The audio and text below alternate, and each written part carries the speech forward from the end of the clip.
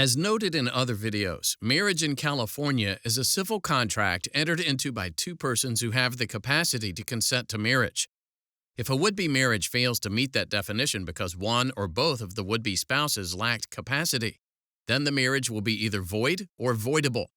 Let's take a closer look at the difference between void and voidable marriages and the consequences of each. Void marriages are marriages that have no legal effect from their inception, meaning that the would-be spouses are never legally considered married. California recognizes two types of marriages as being void. They are incestuous marriages and bigamous marriages. By statute, incestuous marriages are marriages between parents and children, ancestors and descendants, full or half siblings, or aunts and uncles and nieces and nephews. Bigamous marriages are marriages in which one or both persons are already presently married to someone else. As an example, let's imagine that a husband and wife live together in Oregon. Their relationship sours and the husband moves to California. The spouses lead separate lives but don't get around to divorcing. 2 years later, the husband marries another woman in California.